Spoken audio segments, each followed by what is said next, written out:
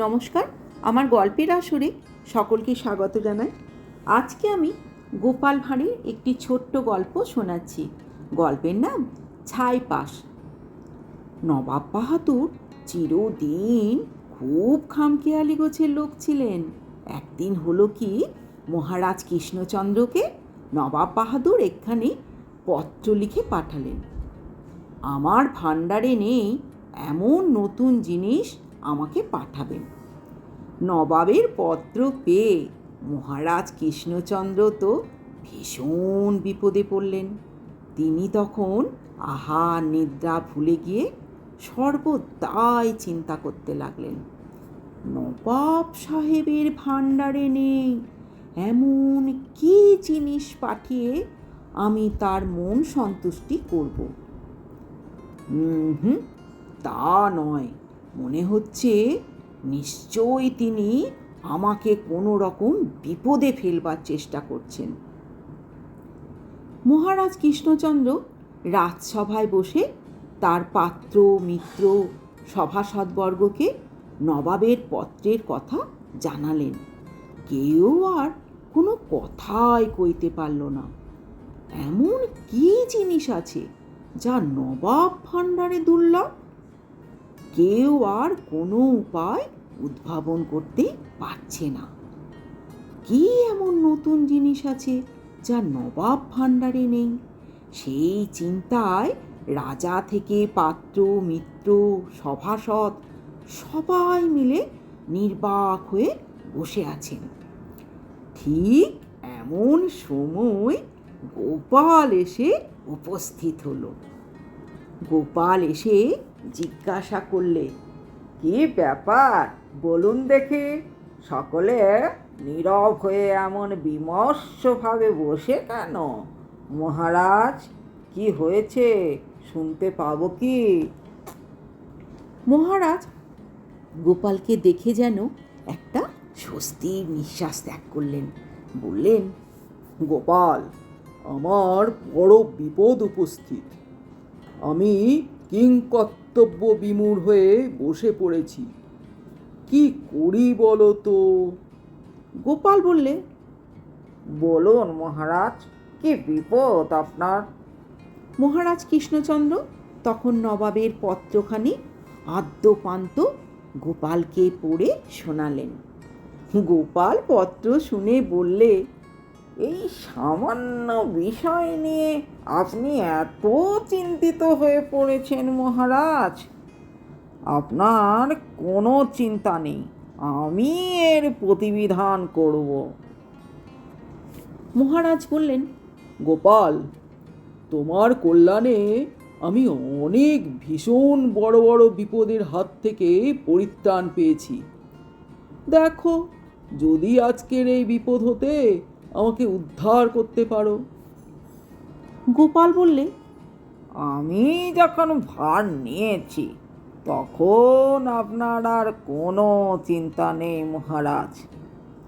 তবে কাজ করবেন, আপনি একটা ছোট কৌটো আমার জন্য সংগ্রহ করে রাখবেন। যখন নবাব দরবারে যাব তখন তার ভিতরে সেই জিনিসটা নিয়ে যেতে হবে তো। মহারাজ কৃষ্ণচন্দ্র বললেন, এমন কি জিনিস তুমি নিয়ে যাবে যা নবাব ভাণ্ডারে নেই? গোপাল বললে, আমি যা নিয়ে যাব পরে আপনাকে জানাবো, এখন শুনে লাভ নেই মহারাজ। গোপাল বাড়ি গিয়ে আহারাদি সেরে পোশাক পরিচ্ছদ পরে মহারাজের কাছে এসে কৌটোটা চাইলে। মহারাজ একটা বহুমূল্য হাতির দাঁতের কৌটো গোপালের হাতে দিলেন। গোপাল তখন কৌটোটা নিয়ে মহারাজের নিকট হতে বিদায় নিয়ে পথে সেই কৌটোর ভিতরে কিছু ঘুঁটের ছাই পুড়ে কৌটোটি পকেটে করে নবাব দরবারে গিয়ে পৌঁছালো। গোপাল বরাবর দরবারে প্রবেশ করে নবাব বাহাদুরকে সেলাম জানালে এবং তার আসবার কারণও প্রকাশ করে বলল। নবাব কৌতূহলী হয়ে মহারাজ প্রেরিত জিনিসটা দেখতে চাইলেন। গোপাল বললে, রাত্রিকালে কোনো নির্জন গৃহে বসে আপনাকে এই জিনিসটি দেব, দিবাভাগে সে জিনিস দেখতে নেই। নবাব বাহাদুর সন্ধ্যা পর্যন্ত অপেক্ষা করে গোপালকে একটি নির্জন ঘরে ডেকে নিয়ে গেলেন। এবার গোপাল বললে, খোদাবন্ত নবাব, আপনি বাংলা, বিহার, উড়িষ্যার একচ্ছত্র অধিপতি। আপনার ভাণ্ডারে নেই এমন কি জিনিস মহারাজ কৃষ্ণচন্দ্রের রাজ ভাণ্ডারে থাকতে পারে? তবে এই কৌটোর মধ্যে যে জিনিসটি আছে, আমি জোর গলায় বলতে পারি নবাব, তা আপনার ভাণ্ডারে নেই। এই বলে গোপাল কৌটোটি খুলে বললে, এই যে কৌটোর মধ্যে বিভূতি দেখতে পাচ্ছেন, এর এক আশ্চর্য শক্তি আছে। এই বিভূতি নিয়ে কপালে ফোঁটা কাটলে এর শক্তি গুণে আপনি এই মর্তধামে বসে পৃথিবীর সব জিনিস দেখতে পাবেন নবাব। তবে একটা কথা হচ্ছে, যারা সুজন্মা নয় তারা কিছু দেখতে পাবে না। এই হচ্ছে এই বিভূতির গুণাগুণ। এই বলে গোপাল কৌটোর ভিতর হাতে ছাই নিয়ে একটু নবাবের কপালে আর একটু নিজের কপালে ফোঁটা পড়লে।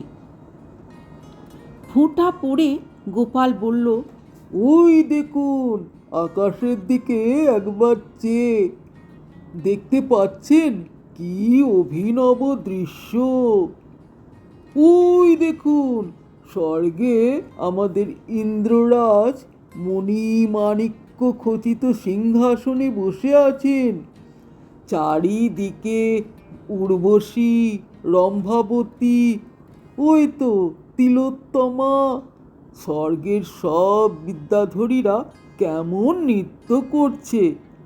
কি অপূর্ব দৃশ্য! নবাব অবাক হয়ে একবার গোপালের মুখের দিকে আর একবার জানলা পথ দিয়ে আকাশের দিকে চাইতে লাগলেন। তিনি প্রকৃতপক্ষে কিছুই দেখতে পাচ্ছেন না, অথচ গোপালকে তা বলতেও পারছেন না। তাহলে পাকে প্রকারে তার কলঙ্ক কাহিনী প্রকাশ হয়ে পড়বে। বাধ্য হয়ে নবাব সাহেব তখন গোপালকে বললেন, আহা, কি সুন্দর দৃশ্য! চোখ বোঝাতে ইচ্ছে হচ্ছে না। মহারাজ কৃষ্ণচন্দ্রকে বলো, আমি অপরূপ জিনিস পেয়ে বড়ই তৃপ্ত হয়েছি। গোপাল নবাবকে ছাইপাশ দিয়ে বিদায় নিয়ে মহারাজ কৃষ্ণচন্দ্রের সামনে গিয়ে উপস্থিত হলো। মহারাজ গোপালের প্রতীক্ষাই করছিলেন। গোপাল তাকে সবিস্তারে সব বর্ণনা করতে সভায় একটা বিকট হাসির রোল উঠল এবং এক মুখে সকলে গোপালের প্রশংসা করতে লাগলো। মহারাজ তখন গোপালকে সন্তুষ্ট করলেন। গোপালও একটু ছাইপাশের গুঁড়ো দিয়ে আশাতীত অর্থ নিয়ে বাড়ি চলে গেল। নমস্কার।